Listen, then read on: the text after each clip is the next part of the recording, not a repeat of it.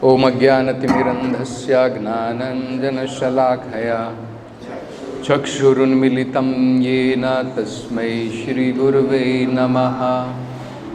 नमो ओम विष्णुपदाय कृष्णप्रेष्ठाय भूतले श्रीमते भक्तिवेदान्तस्वामिन् इति नामिने।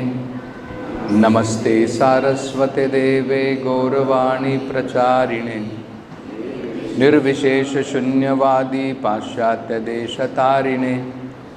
जय श्री कृष्ण चैतन्य प्रभु नित्यानंद श्री अद्वैत गदाधर श्रीवासदि गौरभक्तवृंद।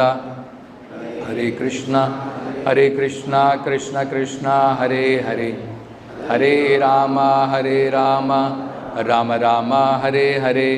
हरे कृष्णा कृष्ण कृष्ण हरे हरे, हरे राम राम राम हरे हरे। हरे कृष्णा कृष्ण कृष्ण हरे हरे, हरे राम राम राम हरे हरे।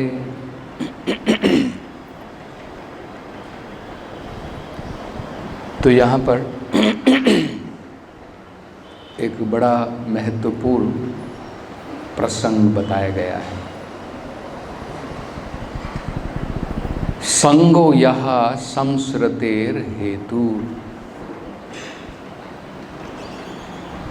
असत्सु विहितो धिया स एव साधुषु कृतो निसंगत्वाय कल्पते।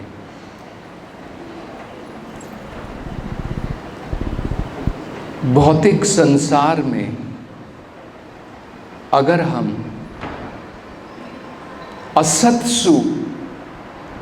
असत लोगों का संग करते हैं, दो प्रकार के संग होते हैं, असत लोगों का संग, सत लोगों का संग। ये दो संग का क्या परिणाम होता है, क्या फल मिलेगा, ये श्लोक में बताया है। अगर हम असत लोगों का संग करते हैं, संसृतेर,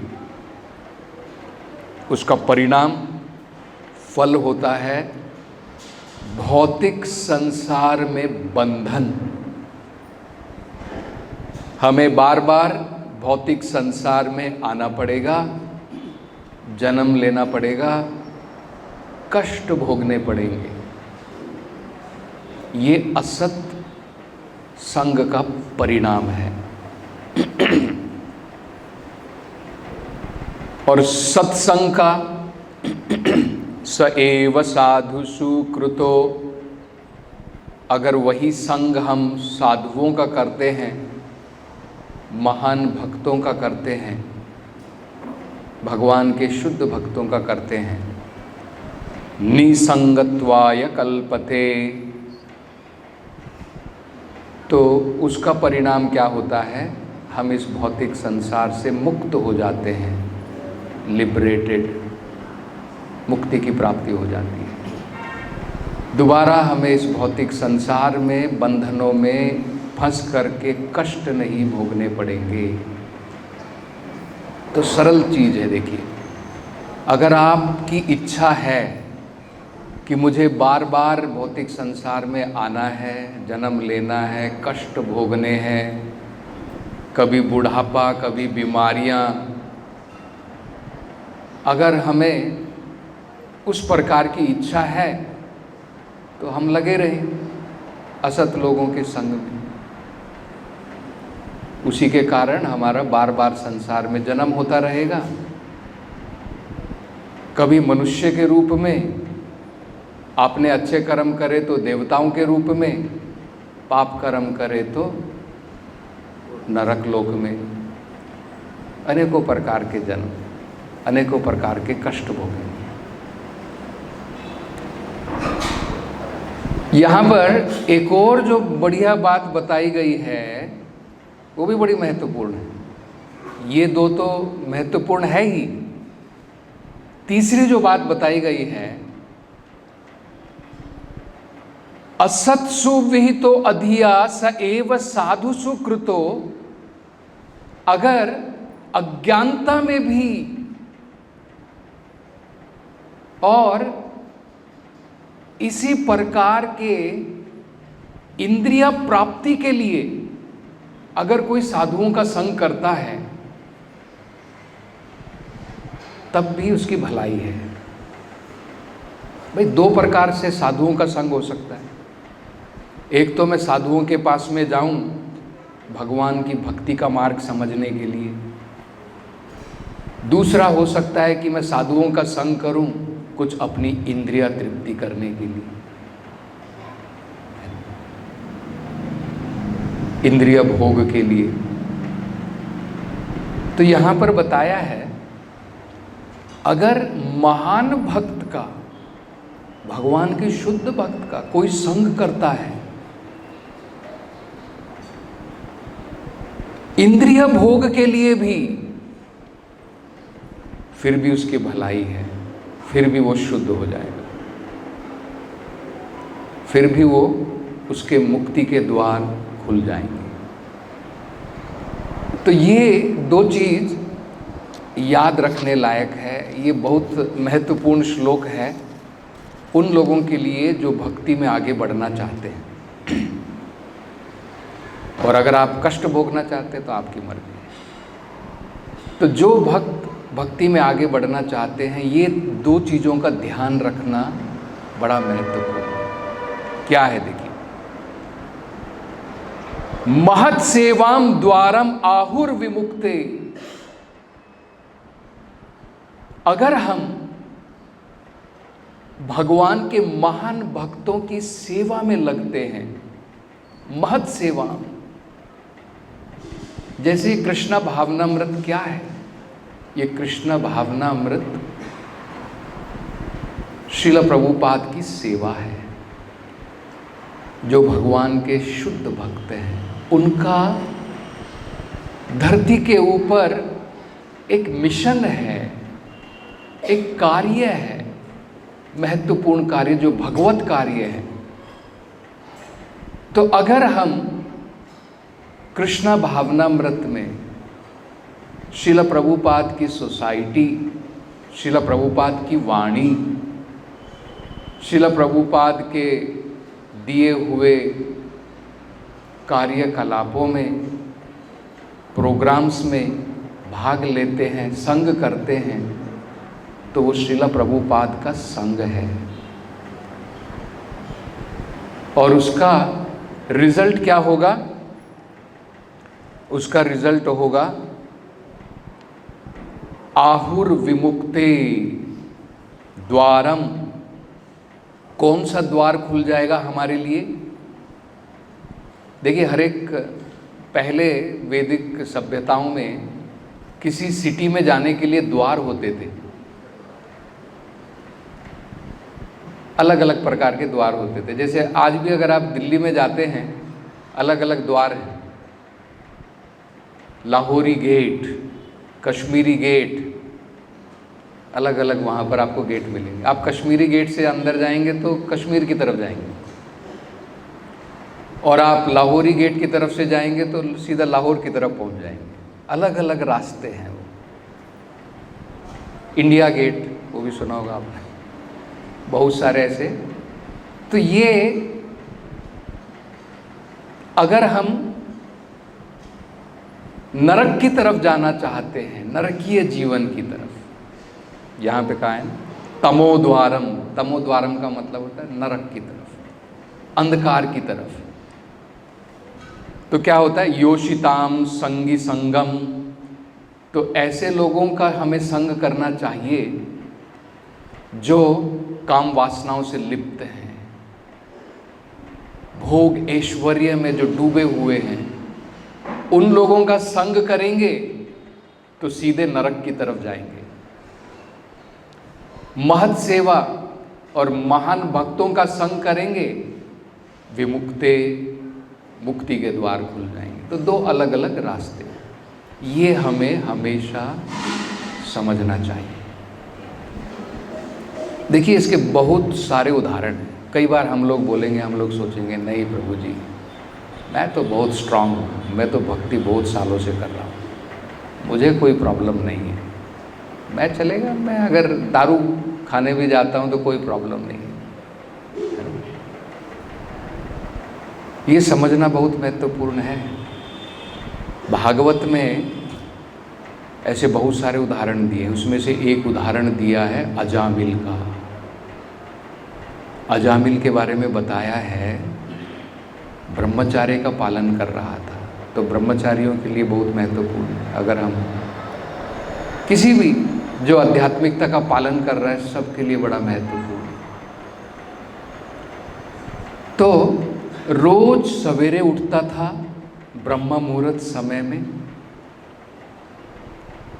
जंगल में जाकर के सामग्री जमा करता था, फल फूल कुशा घास यज्ञ करने के लिए। डेली स्वाध्याय करता था, वेदों का पठन करता था, और उसके जो नियम थे, आध्यात्मिक प्रगति के नियम, उनका पालन करता था। और उसमें सारे अच्छे गुण थे, सदाचार गुण थे। एक दिन क्या हुआ, जंगल में यही सामग्री एकत्र करने के लिए गया था, लेकिन दुर्भाग्यवश ऐसे संग में पड़ गया, उसने ऐसा दृश्य देख लिया जिसने उसके मन को भटका दिया। उसने वहां पर देखा, जंगल में एक नीच वेश्या, एक स्त्री जिसने सही प्रकार से वस्त्र धारण नहीं किए हुए हैं और मदिरा का पान किया हुआ है, और एक शूद्र व्यक्ति जिसने भी मदिरा का पान किया है, ये आपस में एक दूसरे का आलिंगन कर रहे हैं। तो ये देख करके अजामिल का मन दूषित हो गया। उसने बहुत प्रयास किया कि जो मैं आध्यात्मिकता का पालन कर रहा था उसको याद करूं। लेकिन देखिए, वेग, काम वासनाओं का वेग इतना होता है, उसको जस्ट अपॉर्चुनिटी चाहिए, अवसर चाहिए। जैसे बोलते हैं ना, चिंगारी होती है, चिंगारी को आप थोड़ी हवा दे दीजिए, आग बन जाती है। हमारी काम वासनाएं हृदय के अंदर में इसी प्रकार से है। तो हमारा कर्तव्य ये होना चाहिए, इस प्रकार की परिस्थितियों से बचें। ऐसा मत सोच लो, नहीं प्रभु मेरे को कोई प्रॉब्लम नहीं है, मैं तो 20 साल से प्रैक्टिस कर रहा हूँ। अरे अजामिल बहुत दिनों से प्रैक्टिस कर रहा था, सारे अच्छे गुण थे, और देखिए क्या हुआ उसके जीवन में, क्या बदलाव आया। ये भागवत में बताया है क्या बदलाव आया। तो उसके मन में क्या हुआ, ये काम वासनाएं इतनी ज़्यादा बढ़ गई, उसके वेग को वो रोक नहीं पाया। सीधा गया और पता लगाया ये वेश्या कहाँ रहती है। उसको पैसे दे करके घर लेकर के आ गया, अपनी दासी के रूप में दासी के रूप में घर लेकर के आ गए।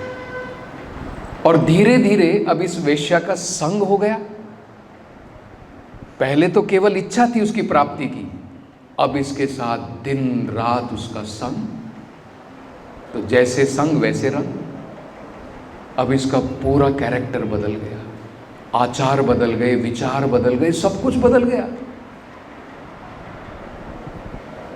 तो भागवत में कहा है क्या हुआ, नष्ट सदाचार। सबसे पहले उसके जितने भी आचार थे, अच्छे आचार थे, अच्छा कैरेक्टर था, सब नष्ट हो गया। तो अगर हम चाहते हैं कि भाई हमारे जो अच्छे कैरेक्टर हैं, अच्छे गुण हैं, वो नष्ट हो जाएं, तो हमें इन लोगों का संग करना चाहिए, जो बीड़ी पीते हैं, जो सिगरेट फूकते हैं, जो दारू पीते हैं, जो काम वासनाओं में लिप्त रहते हैं। आप उनका संग करो और फिर देखो, नष्ट सदाचार, हमारे जितने भी सदाचार हैं सब नष्ट हो जाएंगे और दुराचार बढ़ जाएगा। केवल सदाचार नष्ट नहीं होंगे, दुराचार बढ़ेंगे। अब देखिए उसने क्या क्या किया। बंदी अक्षय ही, अब उसने लोगों को किडनैप करना शुरू कर दिया। बंदी, बंदी का मतलब बंदी बना करके पैसा लूटना। प्लंडरर लोग क्या करते हैं, हाथ पांव बांध करके जेब में जो है, घर में जो है निकाल करके ले जाते हैं। ये काम शुरू कर दिया। देखिए ब्राह्मण था, रोज भगवान की पूजा करता था, साधना करता था, लेकिन अब देखिए दुराचार कैसा हो गया। आगे बताया, कई तो वही ही जुआ खेल करके उसमें चीटिंग करता था। जुआ खेलना ही सबसे पहले एक प्रकार का कुकर्म है, जुए में भी चीटिंग करता था। चोरई ही, चोरी करता था। तो इस प्रकार से अपना और अपने परिवार का जीवन चलाता था। ये है असत्संग का प्रभाव। अब हम देखेंगे सत्संग का प्रभाव क्या होता है। यहां पर भी हमें बड़ा सतर्क रहना है।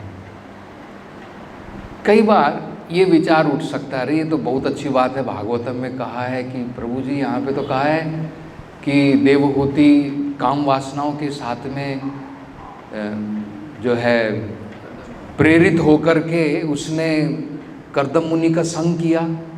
और प्रभुपाद उदाहरण भी दे रहे हैं, गोपियों ने भी भगवान का संग किया। कुछ जो गोपियाँ थी काम वासनाओं के साथ में लिप्त होकर के और वो शुद्ध हो गई। तो ये तो अच्छी बात है। तो स्त्री भी ऐसा सोच सकती है कि भाई चलेगा, काम वासनाओं के साथ में मैं किसी भक्त का संग करूं। और डिवोटी भी सोच सकता है, अरे बढ़िया बात है, मैं इसे शुद्ध कर दूंगा। हमें ये समझना है, हम तो कर्दम मुनि नहीं। क्या हमारे में कर्दम मुनि की क्षमता है? ये प्रभुपाद यहाँ पर तात्पर्य में बता रहे थे कि बड़ी महत्वपूर्ण बात है। अंत में तात्पर्य में क्या बोल रहे हैं? Devahuti expressed her gratefulness for although she wanted to associate with Kardam Muni only for sense gratification, because he was spiritually great, she was sure to be liberated by her benediction. तो अगर भक्त जो है स्पिरिचुअली ग्रेट नहीं है तो दोनों के दोनों गड्ढे में जाकर के गिरेंगे, वो स्त्री भी और वो भक्त भी। तो यहाँ पर हमें बड़ा महत्वपूर्ण जो है समझना है अर्थ। सिंपल सा समझ है, अरे भाई आप वैक्सीनेटेड हैं, आप वैक्सीनेटेड हैं और आपको हाइजीन प्रिंसिपल का ज्ञान है, तब आप जाइए उपचार करने के लिए। आप वैक्सीनेटेड नहीं हैं, आपको हाइजीनिक प्रिंसिपल का ज्ञान नहीं है, आप जाते हैं कंटेमिनेटेड एरिया में, तो आपका क्या हाल होगा आप समझ सकते हैं। तो ये समझना बहुत महत्वपूर्ण है। कई बार हम भावुकता में, कृष्ण भावनामृत में हम लोग ग्रांटेड ले लेते हैं कि कोई बात नहीं, चलेगा, मैं रोज़ 16 माला का जप कर रहा हूँ, कुछ प्रॉब्लम नहीं आएगी। स्पिरिचुअल लाइफ रेजर एज की तरह है, शार्प रेजर एज है। थोड़ी भी सावधानी भटकी, इमीडिएटली कट, ब्लीडिंग। आप लोग शेव करते हैं, थोड़ी भी सावधानी, या फिर हेड शेव के लिए जाते हैं, बार बार कई बार जो है कट मार देता है, थोड़ी भी सावधानी। ये स्पिरिचुअल लाइफ है। भरत महाराज हाई स्टेज पे थे, कोई छोटी मोटी स्टेज पे नहीं थे, हमारी भांति नहीं थे, हाई स्टेज पे। उस स्टेज से भी गिर गए, एटलीस्ट कुछ समय के लिए, कुछ समय के लिए आगे नहीं प्रगति कर पाए, क्योंकि सतर्क नहीं थे। He was not alert in spiritual life. Spiritual life में सतर्कता, अलर्टनेस बहुत इंपॉर्टेंट है, ये हमें समझना है। Don't take things for granted.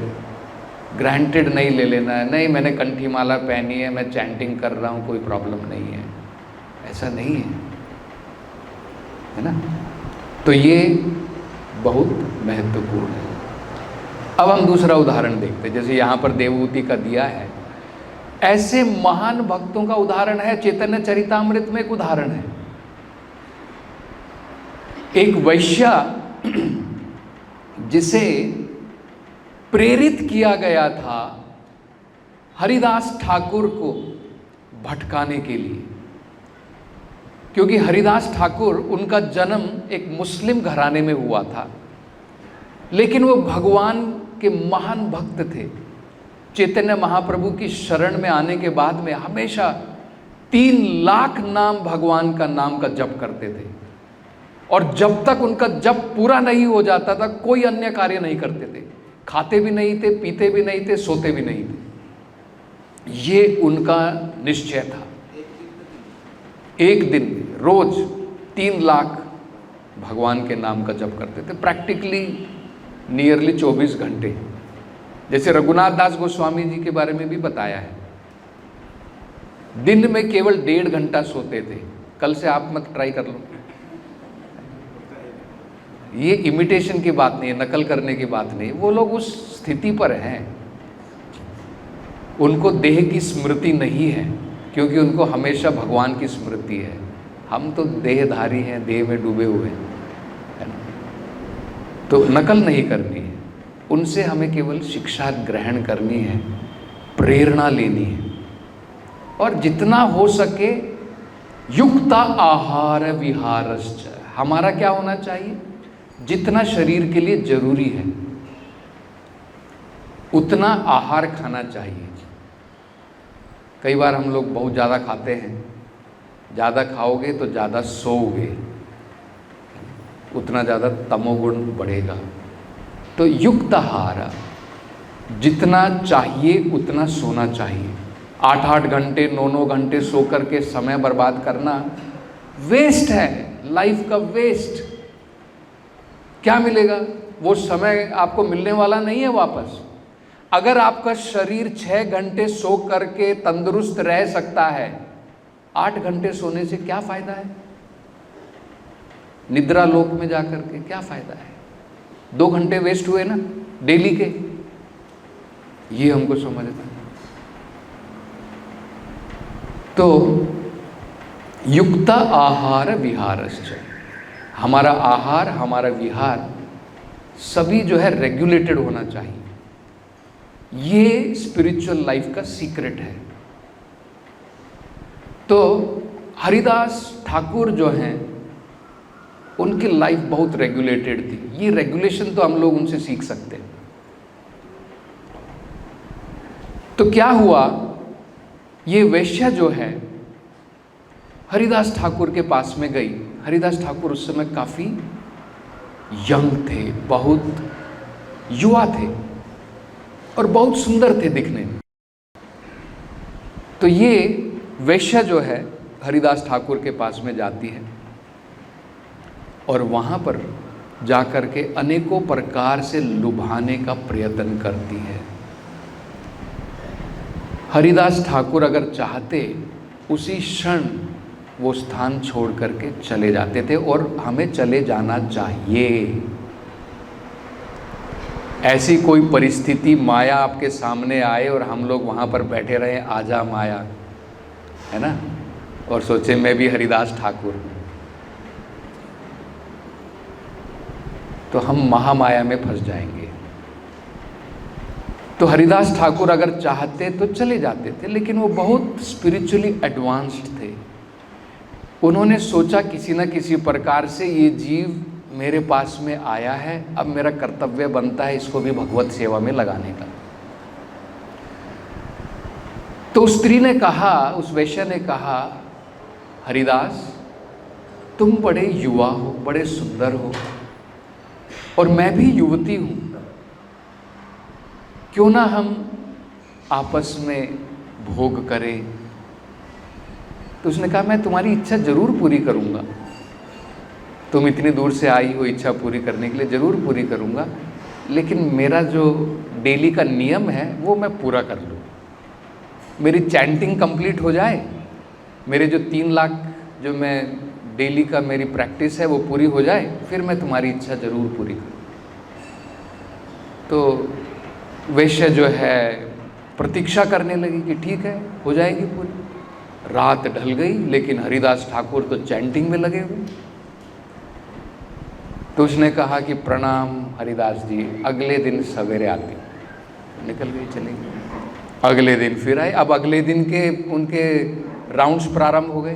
तो उन्होंने कहा कि आज के मेरे 3 लाख के नाम बाकी, तो प्रतीक्षा करनी पड़ेगी। ऐसे 2-3 दिन हो गए, और 2-3 दिन होने के बाद में इस प्रकार से रोज हरिदास ठाकुर के मुख से हरि नाम को सुन करके इस वैश्य का हृदय पूर्ण रूप से परिवर्तित हो गया।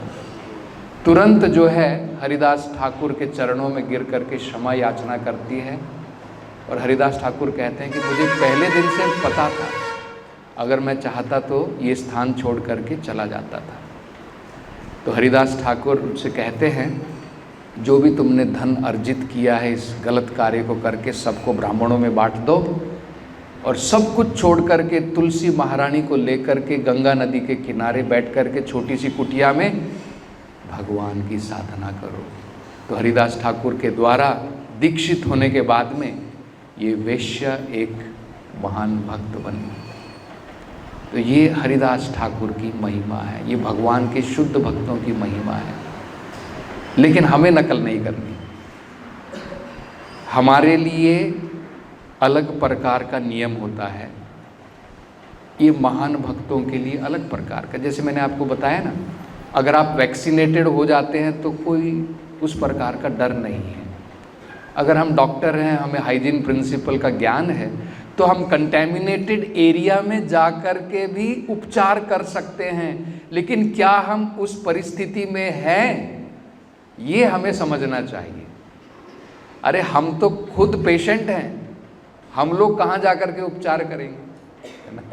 हम लोग तो खुद पेशेंट्स हैं। तो ये बड़ी महत्वपूर्ण बात है। अन्यथा ये जो यहाँ पर जो प्रिंसिपल बताया ये बिल्कुल सही है। यहाँ पर बताया है कि देवहूति जो है, देवहूति ने अज्ञानता के साथ में कर्दम मुनि का संग किया, सभी प्रकार की भौतिक इच्छाओं को लेकर के उनकी सेवा की। लेकिन फल क्या हुआ? फल स्वरूप उनका हृदय पूर्ण रूप से शुद्ध हो गया। ये एब्सोल्यूट का मतलब होता है, ये आध्यात्मिक का मतलब होता है। प्रभुपाद जी कहते हैं इसी प्रकार से भगवान कृष्ण की लीला में हम देख सकते हैं, कुछ लोगों ने भगवान का संग काम वासनाओं से प्रेरित होकर के किया, जैसे कुछ गोपियों ने। कुछ ने भगवान का संग एक दुश्मन के रूप में किया, जैसे कंस ने, पूतना ने, और अन्य जितने भी वहाँ पर राक्षस थे, असुर थे। लेकिन सबका उद्धार हुआ। सब जो है किसी न किसी प्रकार से भगवान के संग में आने के बाद में प्यूरिफाइड हो गए, शुद्ध हो गए। तो ये बड़ा महत्वपूर्ण है। तो ये चैतन्य चरितामृत में बताया है, ब्रह्मांडे भ्रमिते कोनो भाग्यवान जीव, गुरु कृष्ण प्रसादे पाए भक्ति लता बीज। जो भाग्यवान जीव है उसे गुरु और कृष्ण उनकी कृपा से भक्ति का बीज प्राप्त होता है। अगर भक्ति प्रारंभ करना चाहते हैं, भक्ति का बीज लेना चाहते हैं, रोपण करना चाहते हैं हमारे हृदय में, वो बिना शुद्ध भक्त के संग के संभव नहीं है। यह हमें समझना है। भक्ति वेदों को पढ़ने से नहीं आती है, भक्ति पुण्य कर्म करने से भी नहीं आती है। तो ये जो यहां पर बताया है, कोनो भाग्यवान जीव, ये भाग्य की प्राप्ति कैसे होती है, ये प्रभुपाद जी चैतन्य चरितामृत में इसका वर्णन करते हैं। इस श्लोक के ऊपर भक्ति विनोद ठाकुर बताते हैं 3 प्रकार के पुण्य होते हैं जिससे हमारा भाग्य बनता है। एक होता है भक्ति उन्मुखी सुकृति, एक होता है भोगोन्मुखी सुकृति, एक होता है मोक्षोन्मुखी सुकृति। ऐसी सुकृति जिससे हमें भौतिक फल मिलते हैं। जैसे आप कहीं पर जाकर के किसी गरीब को भोजन देते हैं, पानी पिलाते हैं, अनेकों प्रकार के पुण्य कर्म करते हैं, उसके फल में आपको क्या मिलेगा? भोगोन्मुखी सुकृति। ये सुकृति जो है, ये पुण्य कर्म कौन सा है जिसमें आपको फल क्या मिलेगा? अनेकों प्रकार के ऐश्वर्य भोग करने की उसका एक अवसर प्राप्त होगा। दूसरा है मोक्षोन्मुखी सुकृति। ऐसी सुकृति जिसके द्वारा आपको इस संसार से लिबरेशन मिल सकती है, मुक्ति मिल सकती है। लेकिन अगर आप भक्ति प्राप्त करना चाहते हैं, भक्ति उन्मुखी सुकृति वो केवल प्राप्त होती है जब जाने अनजाने में आप किसी महान भक्त की सेवा करते हैं, उनका संग करते हैं। ये हम देख सकते हैं श्रीला प्रभुपाद के जीवन में। जाने अनजाने में इन हिप्पियों ने श्रीला प्रभुपाद जी की सेवा की, श्रीला प्रभुपाद जी का संग किया और परिणाम स्वरूप वहाँ पर हेडलाइन बनी, हिप्पीज टू हैप्पीज, है कि नहीं? Hippies to happies. उनका जीवन ही बदल गया। पहले हिप्पी थे, अब उनका जीवन आनंद में डूब गया। पहले नशे का सेवन करके वो कहते थे ऑलवेज स्टे हाई, लेकिन नशे का सेवन करके आप ऑलवेज हाई नहीं रह सकते हैं, डोज खत्म होने के बाद फिर लो।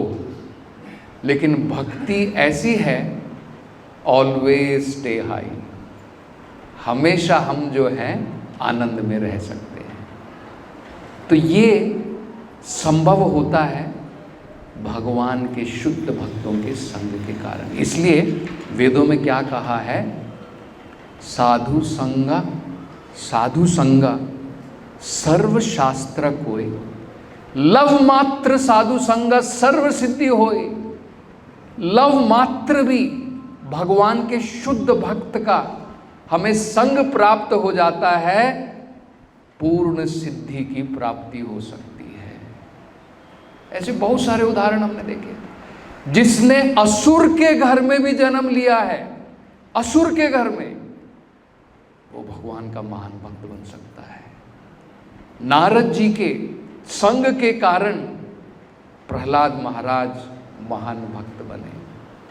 नारद जी के संग के कारण ध्रुव महाराज, जो अनेकों प्रकार की इच्छाओं के कारण भगवान के पास जाना चाहते थे, उनसे मिलना चाहते थे, शुद्ध भक्त बने। मृगारी जैसे आसुरिक व्यक्ति, मृगा अरी का मतलब होता है जो जानवरों का दुश्मन है, मृगा अरी, उस प्रकार का व्यक्ति भी भगवान की भक्ति में लग गया। तो प्रभुपाद जी चाहते थे हम सब भक्तों को इस प्रकार का डिवोटी बनना है, इस प्रकार का बनना है कि हमारे आचरण मात्र के द्वारा लोग जो हमारे संग में आए वो सब भगवान की भक्ति में लग जाएं। तो प्रभुपाद चाहते थे कृष्णा भावनामृत में जो भक्त हैं, अगर वो प्योर डिवोटीज बन जाते हैं, शुद्ध भक्त बन जाते हैं, तो पूरे संसार का इस पूरे संसार की शक्ल ही बदल सकते हैं। Everything will change. इसलिए प्रभुपाद कहा करते थे, once one sun one moon is far better than thousands of stars. एक सूर्य, एक चंद्रमा हजारों तारों से बेहतर है, क्योंकि एक सूर्य और एक चंद्रमा पूरे संसार को रोशन कर सकता है, हजारों तारे मिलकर के कुछ नहीं कर सकते। सो अगर हम में से कुछ लोग भी, और कुछ लोग क्यों, प्रभुपाद चाहते थे सब लोग, everybody should endeavour to become pure devotees of Krishna.